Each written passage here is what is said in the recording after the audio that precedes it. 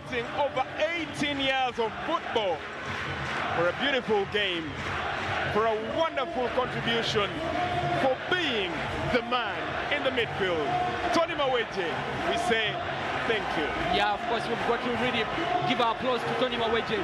He was the man in that Uganda Cranes midfield that inspired the team's success also to the Africa Cup of Nations in 2017. That was the first time in 39 years. He scored some really important goals.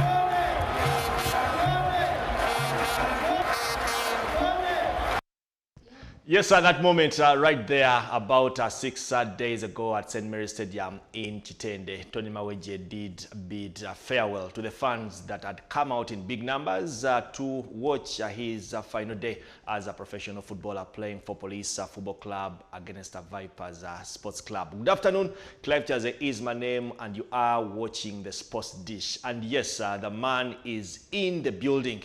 Tonny Mawejje, the midfield general. With him, we shall be discussing a lot. We want to know about him, his career, his journey, what it took for him to last at the top for a cool 19 years. Do you want to know anything about Tonny Mawejje? Do you have questions that you've wanted to ask in a very long period of time?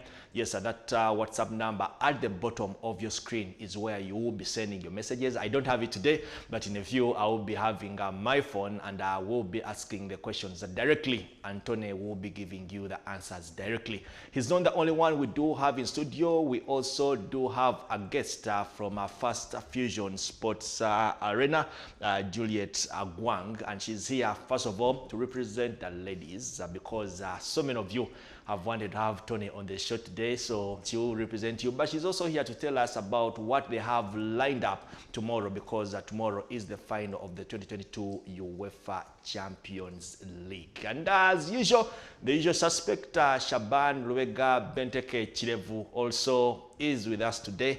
Looks like it's a show of blue shirts, apart from Julie, who decided that she will go against the rules and wear black. But good afternoon. I'll probably start with the lady. Juliet, good afternoon. Thank you so much, Clive, for having me. And I hope this is going to be informative. And on my end, I even didn't know who Tonny Mawejje is.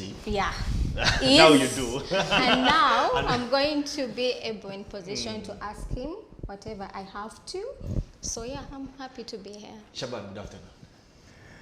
Good afternoon, and this is coming from the fact that I'm gutted I wasn't in Chitende on that day, but finally I get to because you're starstruck. sort of, because all my life, especially my journalistic life, I've known him as a footballer, and now I don't know what to call him. I don't know what. Shall get a name for you. But definitely still a star, and I'm starstruck in one way or another. Tonny, good afternoon and welcome to CTV. We were supposed to have you last Friday, but we couldn't because of the training schedule at Police Football Club. You couldn't make it, but you're finally here. How are you, sir? Yes, good afternoon, viewers. I'm so happy to be here, finally.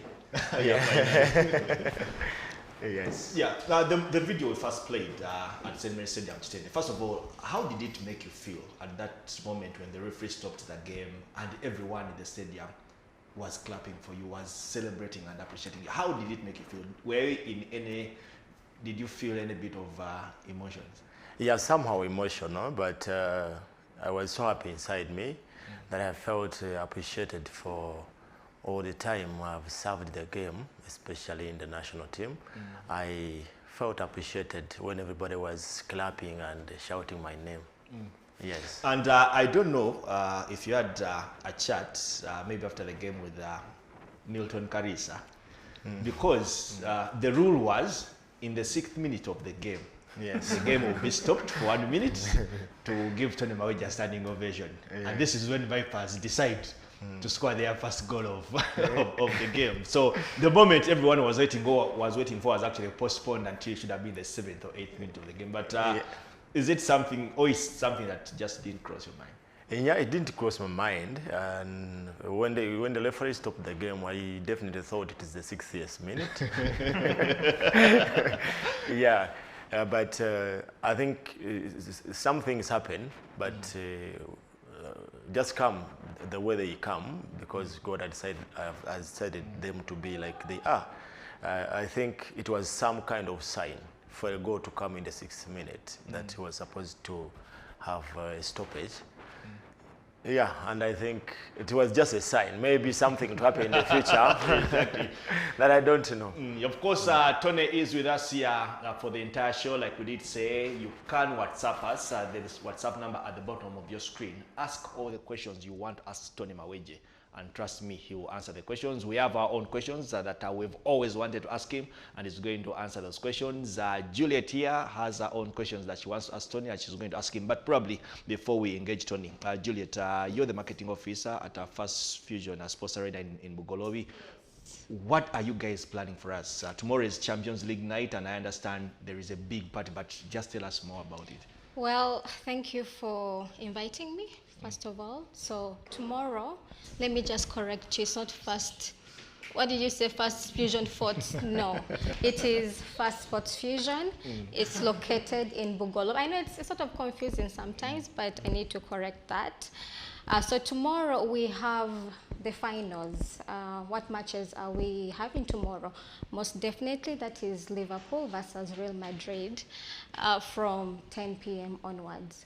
We have prepared a lot, and by a lot I mean this is an event sponsored by Stanchart, and we have our in-house Liverpool support fans who are going to flood Fast Sports Fusion like a swarm of bees. So if you want to come and enjoy the soccer, the music, the ambience, please come tomorrow at Fast Sports Fusion. It is your go-to place.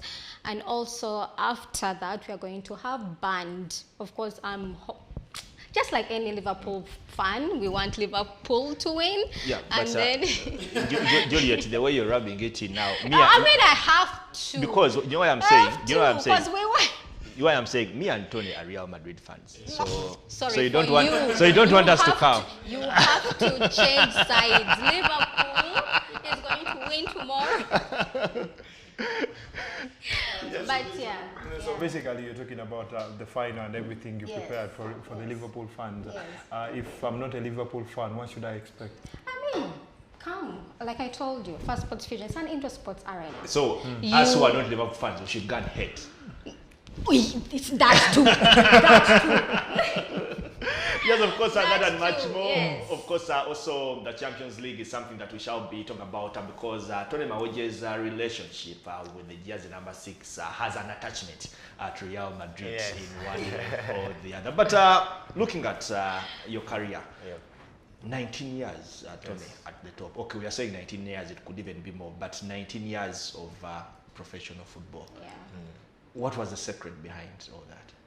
I think just having a drive. As a kid, I had a dream to be a professional football player, and I've always prayed about that. And when it came my way, I mean, you meet challenges along the way, but this is something that drives you. Always, if you feel like you want to give up, there's that drive, and you can never give up. So I think for staying that long and playing football at the top level is because I had a drive and in me, with a burning desire to be up there always. Yeah, tell us about, you want to ask something? Yes. Okay. I think for me, just like any other person who is pushing to be better, we have those good times and then those bad times. Yes. But in my opinion, I think the bad times are the ones that really propel us. Yes. So for me, my question to you is, what was the biggest challenge that made you? You see, the football is full of challenges. Yes. A lot of challenges. And if you want to achieve something or be something in football, you just have to be prepared, like for whatever comes your way. It doesn't matter what, however big or small, you just have to be prepared for it. Okay. Yeah, there's a lot of challenges, like when you go from playing from locally here and then go professional, you find a lot of challenges. You are not home. You might misinterpret the way you are treated. You might think they are mistreating you, kind of racism or something like that. But you just have to prepare your mind that I want to go this far and I want to keep at the top, and then just go through everything. Tony, regardless. you're speaking about desire, the commitments, and then that dream. And someone out there may say that I had the same like Tony had, and somehow I didn't manage to achieve what he has achieved in the footballing career. But what exactly did you do different to ensure that you follow your dream and ensure that that burning desire is put out there and you achieve whatever you achieve? Yes, first of all, I always even advise younger players that whatever you do, you have to put God first in everything, because you might be so good, you might work hard, but if God doesn't bless it, there's nowhere you can go. Yeah. So number one thing is you put God in everything you do, and then work hard. There's nothing you can never achieve in this world if you are willing to work for it. And then the second question, because Clive didn't know, but I'm one of those few privileged non-footballers, if I may mention, that got a chance to play with him. You know, I remember. Yes, you are telling us technically, I'm not a footballer. Technically, I'm not a footballer because I've not played on levels where it is so competitive.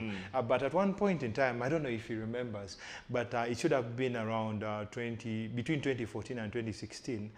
I played with him at a famous ground called Mess. Officers Mess in Machi. And it was a tournament. It was a tournament and it was a quarter final. I remember you had Vincent Kaizi on your team. You had Peter Revuga, if I recall properly, and then you. And you guys beat us 3-1, and of course I scored the goal. But do you remember? But yes, I remember. Do you remember him scoring? I scored the head, and if I say head, I know so many people out there know how good I am with my head. But what I want to ask is that you played as a number 6. Yes. Me predominantly, when I was growing up, I was thinking about playing as a striker. Is there any other position that you tried out before being a midfielder or a holding midfielder in that sense? Or is there any number that you thought that you could propel in when it comes to the game? Yes, as a kid, you know, at that point, you don't know exactly where you belong, where you play. The then teachers tried me in defense, sometimes on striking, but as I approached senior secondary level, then that's when I realized where I am good at and started playing midfield. But still, joining the national team, I remember when we played here in Sekafa, 2008, they used to play me on the left flank because there were so many good midfielders and I had to be on the pitch. So they switched me from the middle to the left flank. I like the video. Yeah. I had to be on that pitch. Yes. Because you knew you were good enough to be Exactly. So they switched me to the left flank and I played from there. When I scored a goal, then finally started saying, hey, I think he should be played where he's supposed to be playing. And that's when I decided, I officially went into the middle of the park and started playing where I've been playing. Yeah. Then you also talk about the burning desire to go out there and be big and be good. I was reading a story on Football 256. Abdallah Mobiru was actually commenting about you, your former coach at police. And he says there was at that time at KCCFC where Mike Mutebi was talking to, you know how he loves to talk, using all these terms, and stuff like that. Then I was reading the story and Abdallah was saying how you pulled him on the side and you told him, coach, I'm going to stand out. Was that probably, did those statements from Mike Mutebi in any way push you to say, I want to prove this guy wrong, that I can actually stand out as a footballer and not only do it for a short period of time, but for a long period of time? Yes, because coming from Masaka, I come to the city, like I came to join KCC with a desire to play for the national team, go play professional. So whatever Mike Mutebi was saying there was something like fueling what I had already in my in my mind and in my heart. So I came when I came from Masaka, I came with that desire in me to come play for City Council, go play professional, at one point play for Uganda. And this all has happened. I've seen it happen. And that's why I always tell these boys that when you are willing to work for something like you want in your heart, there's nothing you can never achieve. And taking you back to when you were starting to enroll in football, because we all have those people that we look up to internationally and locally, and you like, I want to be like this person.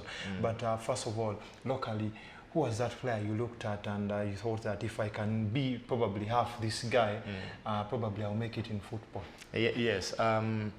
Starting football, I always emulated my elder brother, but because he was always listening to these sports programs on the radio, and over the radio we could always hear the name Majidumusi wherever there is a football match. We could always listen to this name sounding so much. So this inspired me so much, and I wanted to be, at one point, to be over the radio the same way they are talking about this guy. But coming to the guys that I saw play and they inspired me, I was inspired by Edgar Watson and Akim Magumba. Because these guys, they were playing from Masaka, this was their home ground. Right? And you being inspired by those two, yes. Did you ever cross your mind that probably I play for Villa? Because they all played for Villa. Yes, actually growing up, I grew up watching Villa. I grew up watching Villa, but unfortunately, I followed the footsteps of my father because he was an Express fan. So I took that direction as well. So, so you're technically telling the world you're an Express fan. So that's another revelation. Yes, I am an Express fan, but I grew up watching Villa, and I've never played for Express. Actually, I will never at any time, maybe, because I've grown up watching Villa and then played for KCC. I never had even in my thoughts that I will play for. You have an interesting story. People relate Edgar Watson so much to Sports Club Villa. Yes. Deep down, they actually don't know that he's actually an Express fan. He is. To the extent that there was a time Express, he was younger, there was a time Express was knocked out of a CAF competition, and Edgarson shed tears because he had come to watch his team. And my close affiliation with Villa and listening to such stories, I'm wondering what if this guy played for us at But what happened? Because you were supposed to sign for Villa. Yes. What happened? By the way. From Masaka before KCC, Yes. was Villa in the equation. Yes, these guys came when they saw me play. They liked me. They liked my type of play, and they approached me. They took me to Villa Park. I trained for 1 week or something, but because I had just signed for Masaka, the regulations by then could not allow me to transfer direct to Villa. So I had to go back, make a full season, and then maybe the next season be eligible to come and play for Villa. But again, since they the boss of the club was a Villa fan, so for them they thought this is a finished deal, nothing to add more. It is finished, I will come and join them. At the end of the season, no one approached me, and then KCC officials came and approached me. So when they approached me, they told me what they had on the table. I decided to join the KCC. Because literally you are thinking that probably that approach from Villa is not going to come anymore. Exactly. And oh my God. Yeah, because for them, after talking to me the previous season, they thought everything is done, and they had to. So they were waiting for you to transport yourself from Masaka and then come back. Maybe that's what they thought. Okay. Yes. Wow, that's really a beautiful story. And with the little that I have heard from you, you've just retired. Yes. So everyone wants to know, what are your next plans after this? Okay. I'm planning, first of all, because I've just retired, I've achieved, I've gotten a lot of knowledge about football from different coaches, different clubs. So I want to pass it to the young boys. Okay. So I want to first of all try to teach young boys in the academy. The Do you things have an academy? I'm going to start one immediately, Do but you wanna- still, Do you want to do it at Passport Fusion? Yes, sir. no, I'm launching an academy in September when I play my testimonial matches, two testimonial matches. Okay. That's when I'm launching it officially. So I will come back here when I Without a doubt. Yes, when I launch. Definitely. Yes, but Tony, young boy from Masaka, KCCA, Police Football Club, you win your first major title, that's the league. You also won the Sekafa with them, Yes. if I'm not mistaken. Then a bit of Uganda Revenue Authority. Before you know it, a deal comes to go abroad. I mean, from Masaka to the ice in Iceland. First of all, how was the culture shock? First of all, how did you welcome the news that you're going to be playing professional football in Europe? Yes. Before you tell us the shock you got when you experienced the coldness or in Iceland. Yes, first of all, like I told you, this is something I was praying for. And this is, when the news came to me, is kind of like an answer being answered. Yeah, So, prayer. yes, so I'm like, oh God, this is, you've done it. And deep inside me, I'm thankful to God, because I've always like prayed that I want to be a professional player. And now when it comes to me, I'm like, my prayer has been heard. Yes. So now reaching there, I was excited definitely, as any other player can be. So reaching there, I go from playing from an environment where everything is warm, in a warm environment, to the coldest, actually, because Iceland is the third coldest country in the world, next to Russia and Greenland. So if I had gone there for trials, definitely I would have failed trials. But you had already signed your deal. I had already signed, and the coach that took me already saw me play, and he knew exactly what I can do. And so it gives me a chance that the coach will give me time to maybe acclimatize and play football there. Had I not been, even if I was signed already, had I not been taken by the coach, maybe they would say this one will not manage, let him go back. How hard was it adjusting to that kind of environment? It was so hard, because at one point I had to ask my fellow player that, do you also feel your feet freezing? That's so, and the Mexico. No. The guy. The good thing that this guy is knew English, and we could speak and interact with them. So when I asked the guy, do you also guys get your feet freezing? He was like, yeah, we feel the same. So this gave me energy, and I'm like, okay, if everybody is like this, then I should just leave it, and just like that, I got acclimatized to the. I reached a time. And I reach a time and I don't feel anything. I feel the cold, but I don't feel anything. You're used to it. Yes. So while in Iceland, did you face any racism? But and if you did how did it affect you and your tenure there? Yes, I did. I faced one. I remember we were playing a certain team, and I happened to tackle an opponent badly, and actually I was even given a yellow card. And the fans over the opposite side, over the opponents. Were away. We were playing away, yes. And I had them chanting different words, which I even didn't know, because they were speaking in their own language. But the next day in the newspapers, I saw the story, and because I had friends in the team, so they translated and told me everything they were saying. So it wasn't good for a player, but they got fined by the FA, and that's how I faced the racism. So it didn't affect you in any way? No, not in any way. Like I told you, for me, I went there to play, achieve my goal, make some money, and come back home. So much as you call me a monkey or what, for me, I don't care about that. Beautiful. Yes. And then making the transition, which immediate differences did you see in our game as compared to them?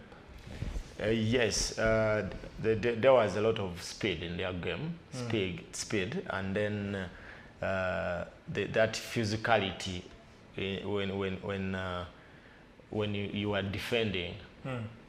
With their defenders, they want so much to go to the body, and that's why so many strikers. It's so easy when you're playing in Iceland to get injured.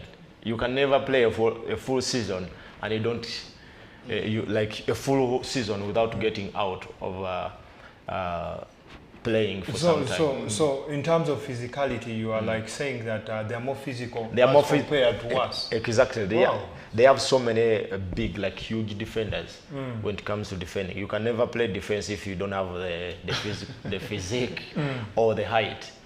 Yeah, they buy so many defenders that are huge, and so they like so much that physicality presence in the defense. And how long did you feel like, okay, at what point in time did you feel that now I've settled in Iceland, now I'm starting to play my real game? How long did it take? I think after a full season. Oh.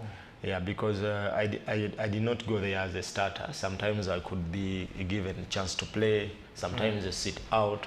But after, I think the coach did it for me to get fully acclimatized, then I start to play for them. Then after a full season, I was okay with everything. The food and the weather and everything, yes. And then there's that spell where you are loaned to Golden Arrows, is it, in South Africa? Yes. What happened? Because I thought, we were thinking that probably after the loan, it is going to be turned into a permanent deal. What happened between you and then Golden Arrows and IBV? Yes, me and my agent, we had planned this loan because this happened in 2011, and in 2012 we were anticipating that Uganda is going to qualify for AFCON, and since the Icelandic league is played in a short time, at a time we would be having the AFCON, I would have taken like 3 or 4 months without playing football. So we decided to have a loan stint in South Africa. So basically it was not going to be anything permanent? No, it was just make me fit for the AFCON we were supposed to have to Sadly we didn't. Sadly we didn't never. So many tries, and but unfortunately they never came. But Julie has so many questions. Yes, I have so many. But So many? but I know we can't have them all here, but I can ask. Yeah. So you have been in the football industry, sports industry for about 19 years. Yes. And I know you have inspired a lot of people, but when you look at where we are in Uganda, our industry, what weaknesses have you identified, but also in terms of individualities, academies, and people who love the sport, how can they make it better, but in your perspective, because you have been there? We are lacking, you said, yes, the academies. You find that the academies we have here are not professional enough to teach the boys the basics of football. You find a player comes to a team and he lacks the basics. A team that would have now started concentrating on tactics starts teaching this player basics of football. So I think we have to try so much to have good coaches in the academies that will help develop talents, teaching them basics of football. So by the time they reach the level of playing in the Super League, they are ready to play and represent even our country. So this is something that is lacking so much in the football academies in Uganda. And then when you look again, the facilities we have are not really good for these young boys. You find the young boys are training in a very, very bad pitch. This is something that you will never see in Europe, not at any time. I think this also eases their way of play. Yeah, maybe also, Tony, talk about that the academy is needed to make sure that we nurture proper footballers and compete with our colleagues, also especially in Europe. Maybe you don't have to reveal names, but the question would be, what are some of the challenges our footballers face when they go to Europe that deters them from actually lasting there, and very fast they have come back to Uganda? What are some of those things you and your colleagues here that make them fail to go out there and make it?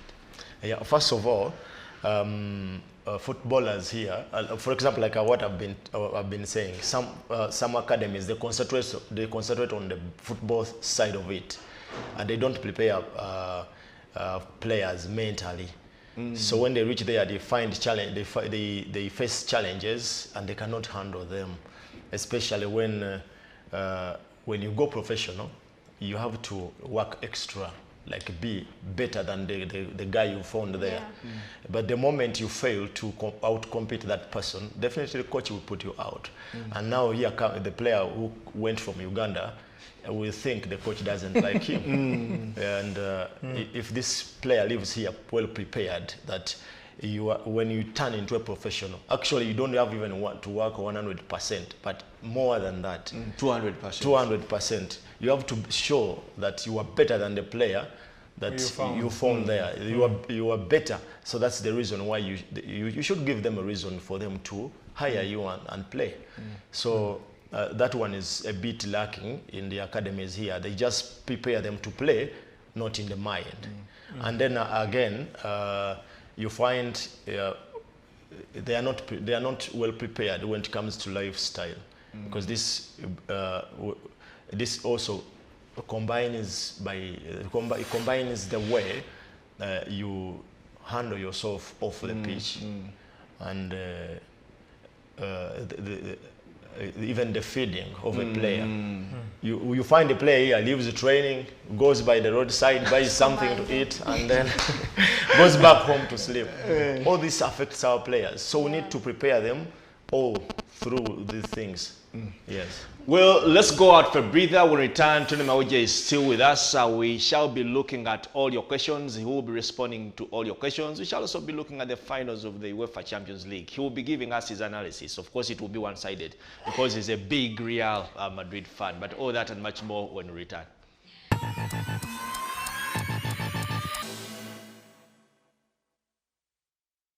Yes, you're still watching the Sports Dish, and it is the Fun Friday edition. And our guest today is a former Uganda Cranes midfielder, Tonny Mawejje. He is in studio with us. We are celebrating his career, his journey that lasted 19 years.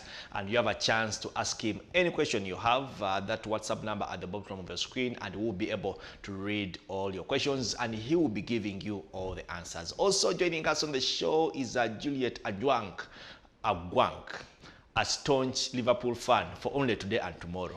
And she's here to tell us all about how Liverpool fans, you can watch your team probably win your 7th Champions League title, or be around when Real Madrid are winning their 14th. But we have a couple of questions coming in for Tonny Mawejje. This is a Godwin Frank. You're watching from Wankurukuku, and you're saying, my sister's crush at Tonny Mawejje. We love you, Tonny. My best goal by Tonny was in Sekafa when he volleyed against Ethiopia. Hope he remembers.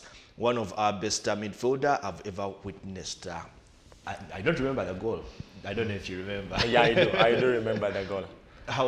That was the Sekafa we had here? Yes, Sekafa 2-11. Yeah, it was actually a wonderful goal. I also talked basketball kicks are always wonderful. I also talked about it. It's my second best. Okay. Which one is your first? Against Ghana.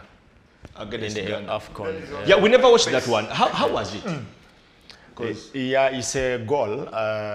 It kind of dodged the guy from the left to the right, and the goalkeeper was thinking maybe where I'm looking is where I'm going to kick the ball, and then I kicked it this side.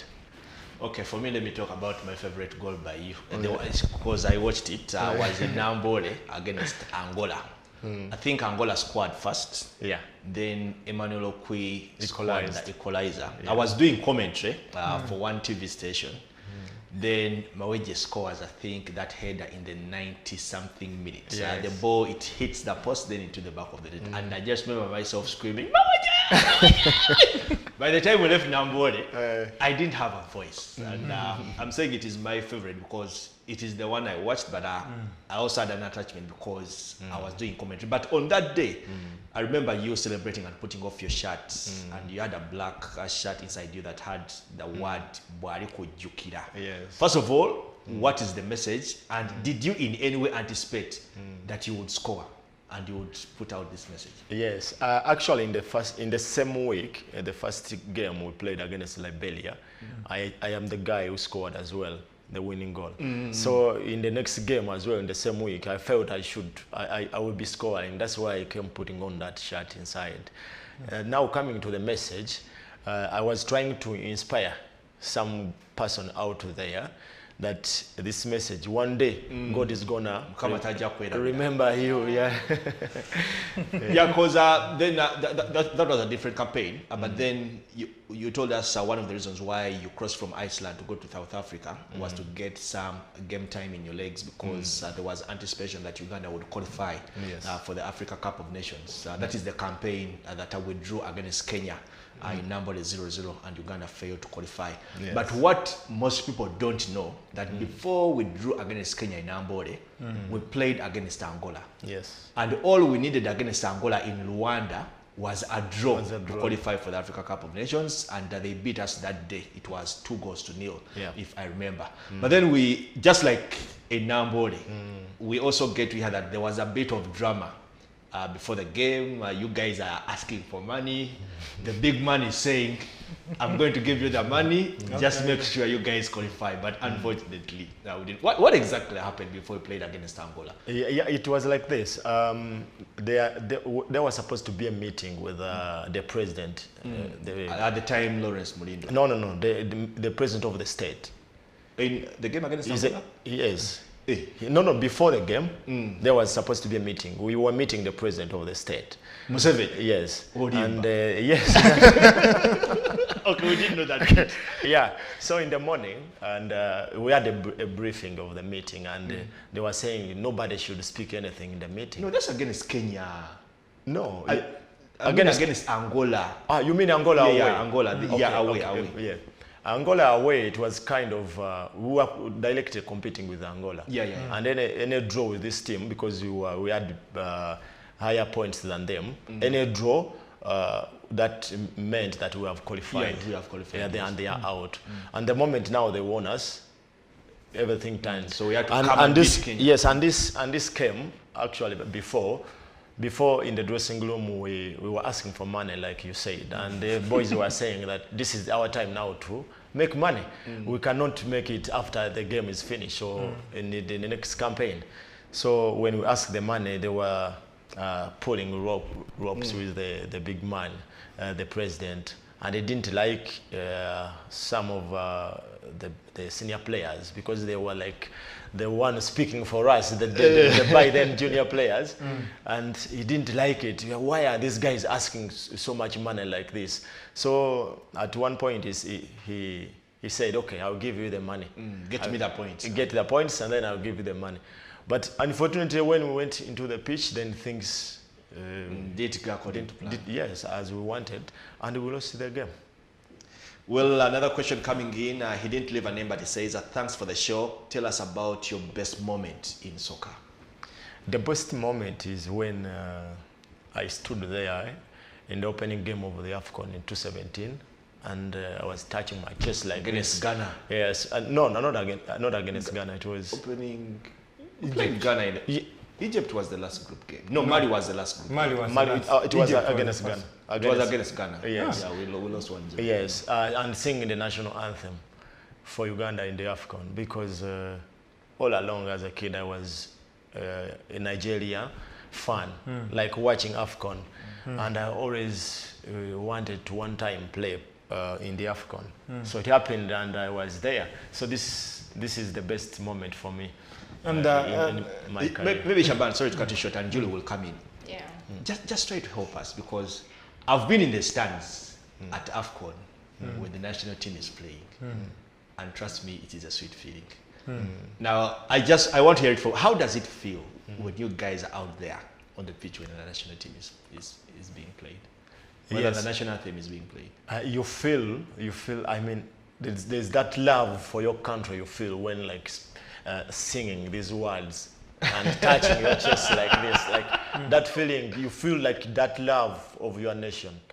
Yes, even in the air everywhere, you feel it. Julie? Okay, so Tonny, in your 19 years, how many winning goals have you scored? Winning goals? Yes, winning goals. I only remember the one against Angola. I don't know how many. I only remember the one in the big matches, like for the national team. Comoros. Okay. Yeah, Comoros, Angola, Liberia. There is even when we played Somalia, but was in Sekafa. But for clubs, have scored many. Okay. And I forgot even. Fair enough. And still with the national team, because I have my own views, and these are two questions in one. Which is that game that you felt that you played and you went back home and you say to yourself, oh my God, I've played a game of football today. Which is your best game of football that you played for the national team? And then secondly, although I anticipated it was the 0-0 draw against Kenya, but what was your worst game? My worst game is the game I played last year against Ghana home. Oh. Yes. The World Cup qualifier. The World Cup qualifier. 0-0. 0-0. Yeah. And I was thinking this one, the friendly we had against Kenya in Nambole, where I think Victor Wanyama literally outplayed you. And remember, we had all those comparisons, and we were suggesting and maybe thinking, okay, probably Tonny Mawejje is on the same level as Victor Wanyama. And then somehow the guy comes to Nambole and sorry to say it, but I think he outplayed you completely. He did. And I was thinking probably that was your worst game. No, but it's okay. Why Ghana? Why the game against Ghana? First of all, we played that match when the pitch was totally dismantled. It was really so bad. And again, I don't think ever since I put on the national colors, that performance, I was also disappointed in myself. Because whenever I put on the national colors, I always give my best. And when the game is finished, I sit there and I'm like, yeah, I've done it. But that game, it wasn't. Then your best? My best game is when we played Botswana away. I was thinking the one in. I have a revelation. No. I have a revelation to make about the game against Botswana. I don't know if Ismail Chionga is watching because we've always had so many discussions and criticism when it came to Tonny Mawejje. And my bit was like, yes, Tony plays, but he never gives us assists. We never see. So that day, that cheap ball was a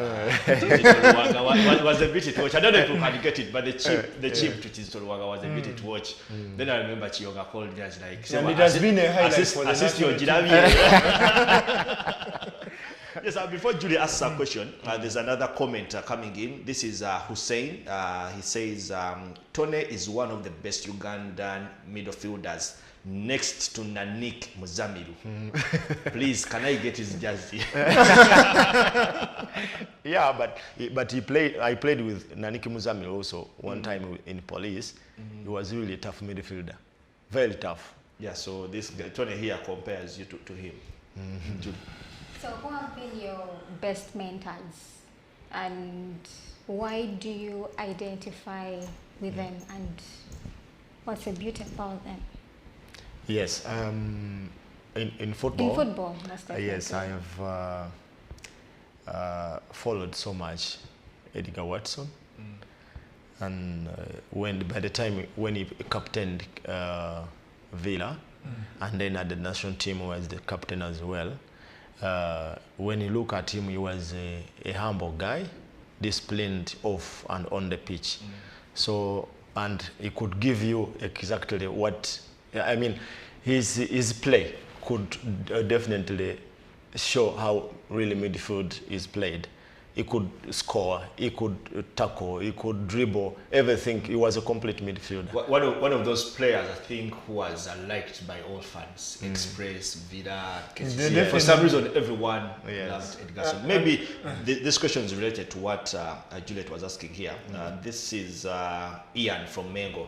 He says, I love your football. It's Ian from Mengo. Then he wants to know, I want to ask you the challenges you got from Ugandan coaches, if they are. And then relatedly to that, I have a buddy here called Hassan. He's asking that having played for both Mike Mutebi and Abdallah Mubiru, because there's always that talk that probably are similar in terms of the way they set out their teams to play. What is the difference between the two coaches? I don't see any difference because, first of all, both of them are good guys. If you do what they are saying, you are friends with them. The problem comes when you do contrary to what they are saying. Yeah, that's why you see so many guys in Ugandan football, so many players. They say Mutebi is somehow. Yes, it is them. Yes, yeah. Sometimes it is them. So those guys worked together at one point, and they have so much in things similar with them. The way they put up their teams, the way their tactics are kind of similar. So I think there's no much difference. I think Clive's question, I'm starting to forget it. The question? The challenges you got from Ugandan coaches. Yeah, Ugandan coaches. Me as an individual, I haven't gotten so much challenges, but I've been all the time. I was being approached by players. When I came back, I've been their senior. They are like coming to me and telling me a lot of problems about coaches, and to me, I'm like, okay. Don't mind about the coach. First of all, it's you, because everything you think about starts with you. Concentrate on your game, then everything can start moving well. Because the moment you start pointing other people about your what you're not doing right, then you are going to fail. But so many players have been telling me that, you see, this coach doesn't like me. I train so hard, but he doesn't realize my efforts. So those are the things. And to me, I'm like, okay, I don't have to look at the side of the players alone. I have to also look at the side of the coaches. The thing is, some coaches hate players to an extent that they even don't look at the side of the efforts the players put in. Players trains so hard, does everything the coach maybe asks for, and then he overlooks the guy, not even in the team, not even everywhere. So this demotivates players. Some coaches do that. They demotivate players, and it is killing a lot of talents in Ugandan football. And then somebody's asking, probably the questions are kind of related to each other. What advice do you have for young, upcoming footballers? Okay, first of all, they have to believe in themselves, because if you don't, then nobody else will believe in you. Secondly, to put God in whatever they do. Then this is Timothy from Kasubi. He's saying, Mr. Mawejje, talk about Sabobos Biaruhanga and Razak Omotoyosi of Benin. Maybe we start with Omotoyosi. Yes. I think for me, this guy is the most complete African striker I've ever played on the same pitch with. What makes him complete? What's the definition of complete? Yeah, when it comes to scoring, Yes. he can score you using a foot, a head. He can shoot, he can tap, he can dribble, he can use power to outplay you. Everything you think of a striker, he was packaged in this guy. How unplayable was he, especially in that game against Benin, the one away from home? There's one step over he did to our captain and Ibla, and like you see the respect Everyone has. For Ibla. No one ever expected this guy could come and step over him, and then gives that strong shot. It's like the entire confidence of the team definitely was stepped over. And everyone was saying, if this guy could do this to Ibla, then if it is me, then he can just crack me like it's nothing. Then Bobos? Yes, Bobos is a young lad who is who is good and has a lot of to learn. He's improving day by day, and I think Uganda will get something good out of him if we give him time and we don't put him on pressure. And I wanted to ask you this when we are coming here, and I think I watched something. Wayne Rooney, after his retirement, was like, one day I woke up and I was packing my kids, and then my wife tells me, you're no longer playing football.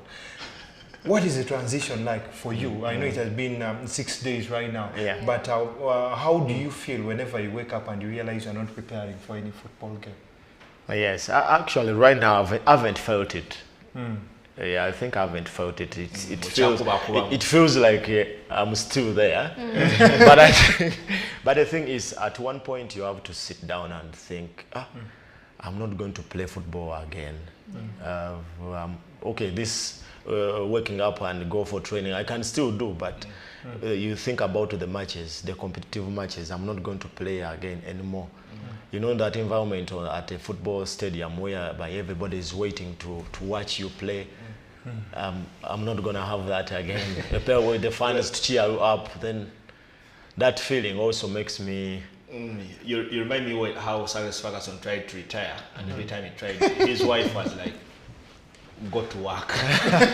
An interesting one before we look at the Champions League. Thanks for reading my text rather. He says, Tonny Mawejje really carried up Police FC, but what happened? Can he tell us? Then he insists on the jersey. He says, Njagala guwa ni kanange in my house.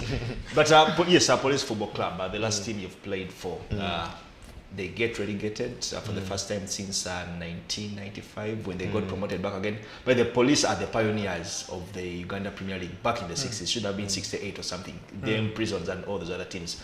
What happened? Because they have been fluttering with relegation for a very long period of time, but this season it just came down crumbling. Yeah, I think it comes by not doing what you're supposed to do in the part of the administration, because when I joined the Police, we were a good team and we were competing for the trophy. Because we finished a middle team, but we started up there, and we lost players along the way. We lost like 6 players, and no replacements were made by the management, and still the guys went to be demotivated by not receiving their salaries for some good time, and I think this also demotivated the players, and the services they got in return, they are this for relegation. because you see football, however much you train, however fit you are, if you are demotivated, if you are not fine mentally, then you are not going to play good football. So this affected Police until we were relegated. Well, very unfortunate, sad story. But before we get out of here, we cannot leave before talking about Real Madrid and Liverpool. They meet tomorrow in the Champions League final. Liverpool are chasing their 7th Champions League final. Real Madrid are chasing a record extending 14. They have 13 already. They want a 14th title. And before we hear from the people with emotions, no emotions. Shaban, how do you call this one going?